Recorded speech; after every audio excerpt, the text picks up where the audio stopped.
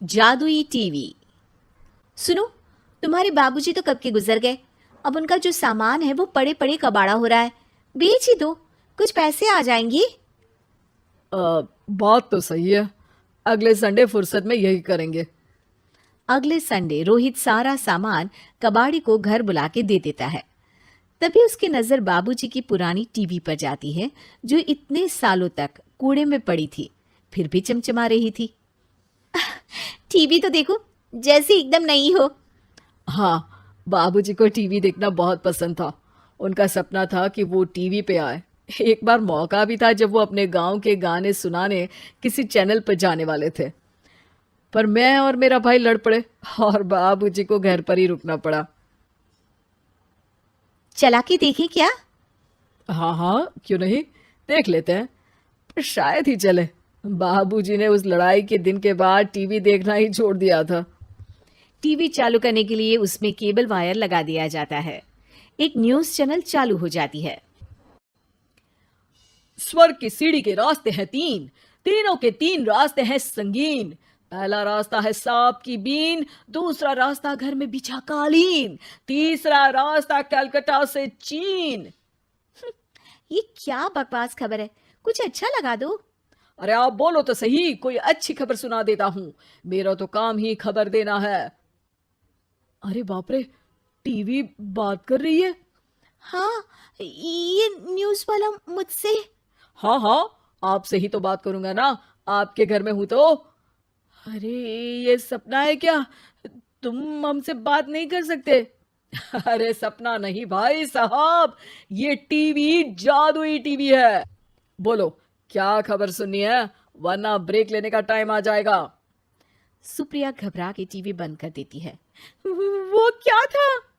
अरे एक बार और चालू करके देखे, फिर से बात करेगा तो चैनल बदल देंगे। सुप्रिया फिर टीवी चालू कर देती है। अरे ऐसा कोई मुंह पे टीवी बंद करके जाता है क्या? मुझे बुरा लगा आपका नेचर। चाय पानी तो पूछो। सुप्रिया टीवी के बटन से चैनल बदल देती है। अब टीवी पर एक फिल्म चल रही है। अरे ये तो सूर्यवंशम है ना? हाँ, और ये ठाकुर को जहर की खीर दे दी और उसको पता भी नहीं है। ए भाई, खीर मत पीना, उसमें जहर है, मत पीना।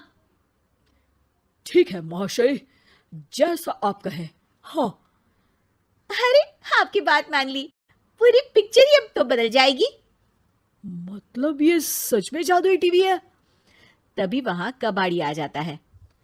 भैया, टीवी के 150 रुपए दूंगा, चलेगा? अरे 1.5 करोड़ में भी ना दे तुमको ये टीवी हम। अरे 1.5 करोड़ खरीदने को होते तो तुम्हारे घर में ये पानी चाय नहीं पीता, अंबानी या टाटा के घर बैठा कोल्ड कॉफी पीता। रोहित कबाड़ी का हिसाब करके उससे वहां से चलता करता है और अपने भाई शशिकांत को फोन लगा के बुलाता है। शशि थोड़ी ही देर में वहां पहुंच जाता है। क्या हो गया भैया? अरे बाबूजी का टीवी याद है? हाँ हाँ, जिसमें घुसे रहते थे हमेशा वो, और अपने को कुछ नहीं देखने देते थे। अरे वो अब जादुई टीवी बन गया है। भैया, आपकी बकवास करने की आदत अब तक नहीं गई। अरे आपके घर में बच्चे हैं, अब तो बड़ों जैसी बात करो। रोहित जाके टीवी चालू कर देता है। टीवी पर एक जादू का शो हो रहा है जिसमें एक जादूगर है। अब मैं अपनी टोपी में से कबूतर निकालूंगा। श्रिंग ब्रिंग शरिंग बम फोपा फुफी फुफा पाउ। टीवी से कबूतर निकलता है और शशिकांत के सर पर आकर बैठ जाता है। भैया, ये क्या हो रहा है? भैया इसे उड़ाओ। ए कबूतर, जा जा, कबूतर चल निकल। अब मैं टोपी में से सांप। सांप सुनते ही शशिकांत कांप जाता है और भाग के टीवी बंद कर देता है। भैया, सॉरी भैया, मैं समझ गया ये सच में जादुई टीवी है, पर एक बार और ट्राई करते हैं। पर भाभी, कोई दूसरा चैनल लगावा जिसमें डर ना लगे। सुप्रिया टीवी चला देती है और न्यूज लगा देती है। अरे कितने दिनों बाद मुझे याद आया, बताइए क्या खबर सुनाओ। और ये नया आदमी कौन है? ये मेरा भाई है, शशिकांत।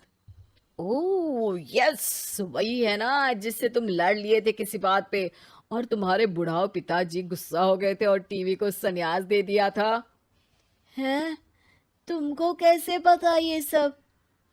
इस टीवी में रहने वाले आदमी से लेकर कबूतर तक को तुम्हारे बाबूजी और तुम्हारी बातें पता है, इसलिए तो ये जादुई टीवी है। ये टीवी क्या कर सकती है वैसे? तुम जो मांगो दे सकती है। कहानी बदल सकते हो, खबर बदल सकते हो, कोई चीज मांग सकते हो। अरे भैया, ये टीवी मैं लेके जा रहा हूँ। बाबूजी का लाडला तो मैं ही था ना। अरे ऐसे कैसे? मैं बड़ा बेटा था। अब तक मेरे घर में टीवी थी ना। अब तक कहाँ गए थे पिताजी के लाडले? तुम्हारी गलती का एहसास भी है। अरे भैया, ज्यादा ना बोलो वरना भूल गए, आपके दांत तोड़ दिए थे मैंने उस लड़ाई में। मेरी बीवी के सामने मेरी बेइज्जती करता है। रुक दोनों भाई हाथापाई पे उतर जाते हैं। रुक, बताता हूं तुझे कि कौन बड़ा है। अरे छोटे का दम तो देख लीजिए आप। ये खबर आपके बाबूजी को देता हूं। तभी टीवी अचानक बंद हो जाता है। अरे शायद टीवी नाराज हो गया। और लड़ लो, आए बड़े खली बनने। टीवी से एक तेज रोशनी निकलती है और टीवी में बाबूजी दिखाई देते हैं। बाबूजी आप? इतना चकरा क्यों रहा है? अपने बाप को नहीं पहचानता क्या? ये तो ऐसा ही है बाबूजी। प्रणाम बाबूजी। अरे चुप कर, तुम दोनों ही उल्टे हो। तुम्हारी वजह से मैंने टीवी में आने के सपने को छोड़ दिया, तुम्हारी लड़ाई की वजह से। और तो और, जितना मैं अपनी बीवी को नहीं देखता था उतना टीवी को देखता था, वो भी छोड़ दिया तुम दोनों की लड़ाई की वजह से। और अब मरने के बाद जब मैंने टीवी को जादुई टीवी बना दिया तो भी तुम इसका फल लेने की जगह लड़ रहे हो। अरे तुम तो लायक ही नहीं हो। अब तुमको बाबा जी का ठुल्लू भी नहीं मिलेगा। बाबूजी चले जाते हैं। टीवी बंद हो जाता है। रोहित और शशिकांत गिड़गिड़ा के टीवी के सामने हाथ जोड़ के बाबूजी को बुलाते हैं, पर टीवी सिर्फ धुआं निकालता रहता है।